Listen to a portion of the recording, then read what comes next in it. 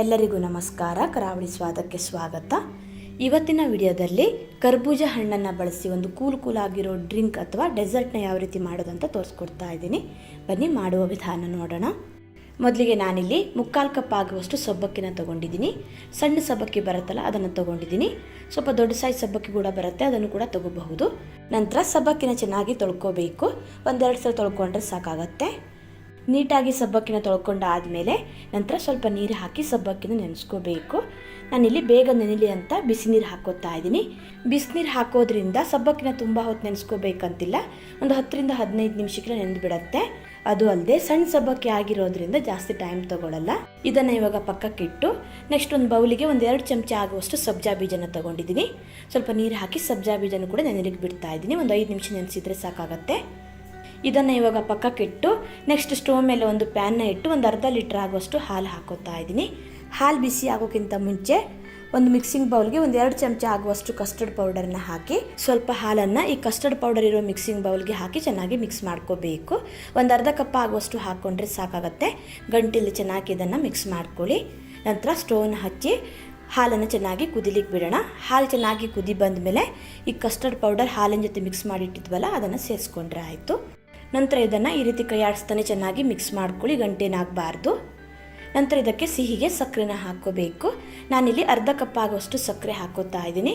ಅರ್ಧ ಲೀಟ್ರ್ ಹಾಲಿಗೆ ಅರ್ಧ ಕಪ್ ಆಗುವಷ್ಟು ಸಕ್ಕರೆ ಹಾಕಿದರೆ ಸರಿಯಾಗಿ ಬರುತ್ತೆ. ನಿಮಗೆ ಸ್ವೀಟ್ ಕಡಿಮೆ ಬೇಕನ್ಸಿದ್ರೆ ಸಕ್ಕರೆ ಪ್ರಮಾಣನ ಸ್ವಲ್ಪ ಕಡಿಮೆ ಹಾಕೋಬಹುದು. ನೋಡಿ, ಈ ರೀತಿ ಸಕ್ಕರೆ ಹಾಕಿ ಚೆನ್ನಾಗಿ ಇದನ್ನು ಮಿಕ್ಸ್ ಮಾಡಿಕೊಂಡು ಕುದಿಲಿಕ್ಕೆ ಬಿಟ್ಟರೆ ಆಯಿತು. ಒಂದು 2-3 ನಿಮಿಷ ಚೆನ್ನಾಗಿ ಕುದಿಸ್ಕೊಳ್ಳಿ. ಸ್ವಲ್ಪ ಇದು ದಪ್ಪ ಆಗಬೇಕು. ಕಸ್ಟರ್ಡ್ ಪೌಡರ್ ಹಾಕಿರೋದ್ರಿಂದ ಚೆನ್ನಾಗಿ ತಣದ ಮೇಲೆ ಸ್ವಲ್ಪ ಇದು ಗಟ್ಟಿ ಆಗುತ್ತೆ. ನೋಡಿ, ಈ ರೀತಿ ಚೆನ್ನಾಗಿ ಕುದಿ ಬಂದ ಮೇಲೆ ಸ್ಟವ್ನ ಆಫ್ ಮಾಡ್ಕೋತಾ ಇದ್ದೀನಿ. ನಂತರ ಇದನ್ನು ತಣಿಲಿಕ್ಕೆ ಬಿಡೋಣ. ಚೆನ್ನಾಗಿ ತಣಿಯುವಷ್ಟರಲ್ಲಿ ಸಬ್ಬಕ್ಕಿನ ಬೇಯಿಸ್ಕೊಂಡ್ರೆ ಆಯಿತು. ನೋಡಿ, ನಾನಿಲ್ಲಿ 10 ನಿಮಿಷ ಸಬ್ಬಕ್ಕಿನ ಬಿಸಿನೀರಲ್ಲಿ ನೆನೆಸಿಟ್ಟಿದ್ದೆ. ನೋಡಿ, ಸಬ್ಬಕ್ಕಿ ಚೆನ್ನಾಗಿ ನೆಂದಿದೆ. ನೆಕ್ಸ್ಟ್ ಇವಾಗ ಇದನ್ನು ಬೇಯಿಸ್ಕೋಬೇಕು. ಸಬ್ಬಕ್ಕಿನ ಬೇಯಿಸ್ಕೊಳ್ಳಿಕ್ಕೆ ಒಂದು ಪಾತ್ರೆಗೆ ಸ್ವಲ್ಪ ನೀರು ಹಾಕಿ ಕುದಿಲಿಕ್ಕೆ ಬಿಟ್ಟಿದ್ದೆ. ನೋಡಿ, ಈ ರೀತಿ ನೀರು ಚೆನ್ನಾಗಿ ಕುದೀತಿರುವಾಗ ನೆನೆಸಿಟ್ಕೊಂಡಿರೋ ಸಬ್ಬಕ್ಕಿನ ಹಾಕಿ 1-2-3 ನಿಮಿಷ ಸಬ್ಬಕ್ಕಿನ ಚೆನ್ನಾಗಿ ಬೇಯಿಸ್ಕೋಬೇಕು. ತುಂಬ ಹೊತ್ತನ್ನು ಬೇಯಿಸ್ಕೊಳ್ಳಿಕ್ಕೆ ಹೋಗಬೇಡಿ, ಸಬ್ಬಕ್ಕಿ ಮೆತ್ತಗಾಗ್ಬಿಡತ್ತೆ. ನೋಡಿ, ಈ ರೀತಿ 1-2 ಚೆನ್ನಾಗಿರೋ ಕುದಿ ಬಂದರೆ ಸಬ್ಬಕ್ಕಿ ಬೆಂದ್ಬಿಡತ್ತೆ. ಸಬ್ಬಕ್ಕಿ ಬೆಂದಿದೆ ಇಲ್ಲ ಅಂತ ಚೆಕ್ ಮಾಡಲಿಕ್ಕೆ ಒಂದು ಸಬ್ಬಕ್ಕಿನ ಕೈಯಿಂದ ಪ್ರೆಸ್ ಮಾಡಿ ನೋಡಿ, ಬೆಂದಿದೆ ಇಲ್ಲ ಅಂತ ನಿಮಗೆ ಗೊತ್ತಾಗುತ್ತೆ. ನೋಡಿ, ಈ ರೀತಿ ಚೆನ್ನಾಗಿ ಬೆಂದ ಮೇಲೆ ಇದನ್ನು ಸ್ಟ್ರೈನರ್ಗೆ ಹಾಕಿ ಸೋಸ್ಕೋಬೇಕು. ಸ್ವಲ್ಪ ತಣ್ಣೀರು ಕೂಡ ಹಾಕೋತಾ ಇದ್ದೀನಿ. ತಣ್ಣೀರು ಹಾಕಿ ಈ ರೀತಿ ಚೆನ್ನಾಗಿ ಇದನ್ನು ಸೋಸ್ಕೊಂಡು ನಂತರ ಇದನ್ನು ಹೀಗೆ ಬಿಟ್ಬಿಡಿ. ಒಂದು ವೇಳೆ ನಿಮ್ಮ ಹತ್ರ ಸಬ್ಬಕ್ಕಿ ಇಲ್ಲ ಅಂತಂದ್ರೆ ಸ್ಕಿಪ್ ಮಾಡ್ಕೊಳ್ಳಿ, ಇದ್ದರೆ ಹಾಕ್ಕೊಳ್ಳಿ. ಹಾಕೋದ್ರಿಂದ ಕುಡಿಯುವಾಗ ಬಾಯಿಗೆ ಅಲ್ಲಲ್ಲಿ ಸಿಕ್ಕಿ ಚೆನ್ನಾಗಿರುತ್ತೆ.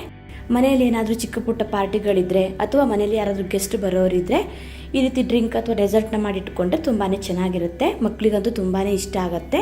ಹಾಲು, ಸಕ್ಕರೆ ಮತ್ತು ಕಸ್ಟರ್ಡ್ ಪೌಡ್ರ್ ಈ ಮೂರನ್ನು ಚೆನ್ನಾಗಿ ಮಿಕ್ಸ್ ಮಾಡಿಕೊಂಡು ಕುದಿಸಿಟ್ಟಿದ್ವಲ್ಲ ಇದನ್ನು ಇವಾಗ ಚೆನ್ನಾಗಿ ತಣದ ಮೇಲೆ ಮಿಕ್ಸಿಂಗ್ ಬೌಲ್ಗೆ ಹಾಕಿಟ್ಕೊತಾ ಇದ್ದೀನಿ. ಹಾಗೆ ನೆನೆಸಿಟ್ಕೊಂಡಿರೋ ಸಬ್ಜಾ ಬೀಜನ ಕೂಡ ಹಾಕ್ಕೋತಾ ಇದ್ದೀನಿ. ಜೊತೆಗೆ ಬೇಯಿಸಿಟ್ಕೊಂಡಿರೋ ಸಬ್ಬಕ್ಕಿನೂ ಕೂಡ ಹಾಕ್ಕೋತಾ ಇದ್ದೀನಿ. ಹಾಗೆ ನಾನಿಲ್ಲಿ ಚಿಕ್ಕದಾಗಿ ಕಟ್ ಮಾಡಿರೋ ಗೋಡಂಬಿ, ಬಾದಾಮಿ ಹಾಗೆ ಒಣ ದ್ರಾಕ್ಷಿನ ಹಾಕೋತಾ ಇದ್ದೀನಿ. ಡ್ರೈ ಫ್ರೂಟ್ಸ್ ನಿಮ್ಗೆ ಇಷ್ಟವಾದದನ್ನು ನೀವು ಹಾಕೋಬಹುದು. ಇಷ್ಟೇ ಹಾಕೋಬೇಕಂತಿಲ್ಲ, ಸ್ವಲ್ಪ ಕಡಿಮೆ ಅಥವಾ ಜಾಸ್ತಿನೂ ಕೂಡ ಹಾಕೋಬಹುದು. ನೋಡಿ, ಇದಿಷ್ಟನ್ನು ಹಾಕಿ ಚೆನ್ನಾಗಿ ಮಿಕ್ಸ್ ಮಾಡಿಕೊಂಡು ನಂತರ ಇದನ್ನು ಪಕ್ಕಕ್ಕಿಟ್ಟು ನೆಕ್ಸ್ಟ್ ನಾನಿಲ್ಲಿ ಕರ್ಬೂಜ ಹಣ್ಣನ್ನು ಕಟ್ ಮಾಡ್ಕೋತಾ ಇದ್ದೀನಿ.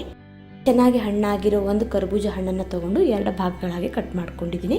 ನಂತರ ಇದ್ರ ಬೀಜನ ನೀಟಾಗಿ ತೆಕ್ಕೋಬೇಕು. ಬೀಜ ತೆಕ್ಕೊಂಡಾದಮೇಲೆ ನಂತರ ನೀಟಾಗಿ ಸಿಪ್ಪೆನ ತೆಕ್ಕೋಬೇಕು. ಒಂದು ವೇಳೆ ನಿಮ್ಮ ಹತ್ರ ಕರ್ಬೂಜ ಹಣ್ಣು ಇಲ್ಲ ಅಂತ ಅಂದರೆ ಕರ್ಬೂಜ ಹಣ್ಣಿನ ಬದಲು ಮಾವಿನ ಹಣ್ಣು ಕೂಡ ಬಳಸಬಹುದು ಅಥವಾ ಕ್ಯಾರೆಟ್ನ ಬೇಯಿಸಿ ಕೂಡ ಹಾಕ್ಕೋಬಹುದು, ಚೆನ್ನಾಗಿರುತ್ತೆ. ಇದ್ಯಾವುದು ಬೇಡ ಅಂತ ಅಂದರೆ ಹಾಗೆ ಪ್ಲೇನಾಗಿ ಕೂಡ ಸರ್ವ್ ಮಾಡ್ಕೋಬಹುದು. ನೋಡಿ, ಈ ರೀತಿ ನೀಟಾಗಿ ಬೀಜ ಮತ್ತು ಸಿಪ್ಪೆನೆಲ್ಲ ತೆಕ್ಕೋಬೇಕು. ನಂತರ ಇದನ್ನು ಈ ರೀತಿ ಕಟ್ ಮಾಡಿಕೊಂಡು ಮಿಕ್ಸಿ ಜಾರಿಗೆ ಹಾಕ್ಕೋತಾ ಇದ್ದೀನಿ. ನಂತರ ಇದನ್ನು ನುಣ್ಣಗೆ ರುಬ್ಕೋಬೇಕು. ರುಬ್ಲಿಕ್ಕೆ ನೀರಾಗಲಿ ಹಾಲಾಗಲಿ ಏನು ಹಾಕೋದು ಬೇಡ. ನೋಡಿ, ಈ ರೀತಿ ನುಣ್ಣಗೆ ರುಬ್ಕೊಂಡು ಸೇರಿಸ್ಕೊತಾ ಇದ್ದೀನಿ. ಸ್ವಲ್ಪ ಕರ್ಬೂಜ ಹಣ್ಣನ್ನು ನೋಡಿ ಈ ರೀತಿ ಚಿಕ್ಕದಾಗಿ ಕಟ್ ಮಾಡಿ ಸೇರಿಸ್ಕೊತಾ ಇದ್ದೀನಿ. ಹೀಗೆ ಹಾಕೋದ್ರಿಂದ ಕುಡಿಯುವಾಗ ಅಲ್ಲಲ್ಲಿ ಬಾಯಿಗೆ ಸಿಕ್ಕಿ ಚೆನ್ನಾಗಿರುತ್ತೆ. ನೋಡಿ, ಈ ರೀತಿ ಕರ್ಬೂಜ ಹಣ್ಣನ್ನೆಲ್ಲ ಸೇರಿಸಿದ ಮೇಲೆ ಚೆನ್ನಾಗಿ ಇದನ್ನು ಮಿಕ್ಸ್ ಮಾಡ್ಕೊಳ್ಳಿ. ನೋಡಿ, ಈ ರೀತಿ ಸರಿಯಾಗಿ ಮಿಕ್ಸ್ ಮಾಡಿದ ಮೇಲೆ ನಂತರ ಇದನ್ನು ಚಿಲ್ಲಾಗಲಿಕ್ಕೆ ಸ್ವಲ್ಪ ಹೊತ್ತು ಫ್ರಿಜ್ಜಲ್ಲಿ ಇಡಬೇಕಾಗತ್ತೆ. 1 ಅವರ್ ಆದಮೇಲೆ ಇದನ್ನು ಹೊರಗಡೆ ತೆಗೆದು ತೋರಿಸ್ತಾ ಇದ್ದೀನಿ. ನೋಡಿ, ಎಷ್ಟು ಚೆನ್ನಾಗಿ ಬಂದಿದೆ ಅಂತ. ಬೇಸಿಗೆಗಾಲ ಆಗಿರೋದ್ರಿಂದ ಸ್ವಲ್ಪ ಕೂಲ್ ಆಗಿದ್ರೆ ಕುಡಿಲಿಕ್ಕೆ ತುಂಬಾ ಚೆನ್ನಾಗಿರುತ್ತೆ. ನಾನು ಇವಾಗ ಇದನ್ನು ಸರ್ವ್ ಮಾಡಿ ತೋರಿಸ್ತಾ ಇದ್ದೀನಿ. ತುಂಬಾ ಈಸಿಯಾಗಿ ಮಾಡ್ಕೋಬಹುದು. ಮಾಡಿದ ತಕ್ಷಣ ಸರ್ವ್ ಮಾಡಬೇಕು ಅನಿಸಿದರೆ ಸ್ವಲ್ಪ ಐಸ್ ಕ್ಯೂಬ್ನ ಹಾಕಿ ಸರ್ವ್ ಮಾಡ್ಕೋಬಹುದು. ಕೂಲ್ ಆಗಿರೋದೇನಾದರೂ ತಿನ್ಬೇಕು ಅನಿಸಿದರೆ ಈ ರೀತಿ ಟ್ರೈ ಮಾಡಿ ನೋಡಿ, ತುಂಬಾ ಚೆನ್ನಾಗಿ ಬರುತ್ತೆ. ನೆಕ್ಸ್ಟ್ ಇವಾಗ ಕರ್ಬೂಜ ಹಣ್ಣಿನ ಮಿಲ್ಕ್ ಶೇಕ್ ಯಾವ ರೀತಿ ಮಾಡೋದಂತ ನೋಡೋಣ. ನಾನಿಲ್ಲಿ ಒಂದು ಕರ್ಬೂಜ ಹಣ್ಣನ್ನು ತೊಗೊಂಡಿದ್ದೀನಿ. ಅದನ್ನು ಈ ರೀತಿ 2 ಭಾಗನ ಮಾಡ್ಕೊತಾ ಇದ್ದೀನಿ. ಈ ರೀತಿ 2 ಭಾಗನ ಮಾಡ್ಕೊಂಡಾದ್ಮೇಲೆ ಅದರಲ್ಲಿರುವ ಬೀಜನೆಲ್ಲ ತೆಗಿಬೇಕು. ನಾನು ಒಂದು ಸ್ಪೂನ್ ಸಹಾಯದಿಂದ ಬೀಜನೆಲ್ಲ ತೆಗಿತಾ ಇದ್ದೀನಿ. ನೋಡಿ, ಬೀಜನೆಲ್ಲ ಒಂದು ಪ್ಲೇಟಲ್ಲಿ ಹಾಕೋತಾ ಇದ್ದೀನಿ.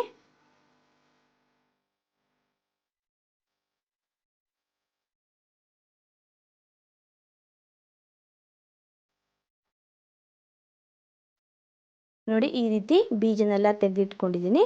ನಂತರ ಕರ್ಬೂಜ ಹಣ್ಣನ್ನು ಈ ರೀತಿ ಉದ್ದುದ್ದ ಕಟ್ ಮಾಡ್ಕೊತಾ ಇದ್ದೀನಿ.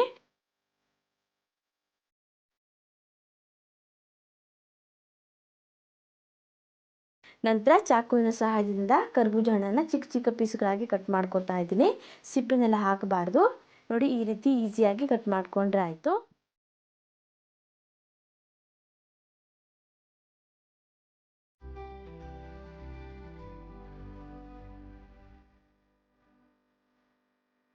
ನೋಡಿ, ಎಲ್ಲವನ್ನು ಈ ರೀತಿ ಕಟ್ ಮಾಡಿ ಇಟ್ಕೊಂಡಿದ್ದೀನಿ. ಕಟ್ ಮಾಡಿ ಇಟ್ಕೊಂಡಿರೋ ಕರ್ಬೂಜ ಹಣ್ಣನ್ನ ಮಿಕ್ಸಿ ಜಾರಿಗೆ ಹಾಕೋತಾ ಇದ್ದೀನಿ.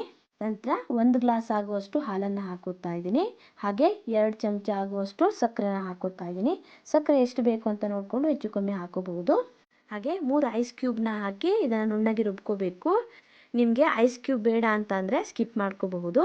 ನೋಡಿ, ಈ ರೀತಿ ನುಣ್ಣಗೆ ರುಬ್ಕೊಂಡು ಸರ್ವ್ ಮಾಡ್ಕೋತಾ ಇದ್ದೀನಿ. ಕೊನೆಗೆ ಸ್ವಲ್ಪ ಚಿಕ್ಕದಾಗಿ ಕಟ್ ಮಾಡಿರೋ ಕರ್ಬೂಜ ಹಣ್ಣನ್ನು ಹಾಕೋತಾ ಇದ್ದೀನಿ. ನೋಡಿ, ರುಚಿಯಾದ ಕರ್ಬೂಜ ಹಣ್ಣಿನ ಮಿಲ್ಕ್ ಶೇಕ್ ರೆಡಿ ಆಗಿದೆ.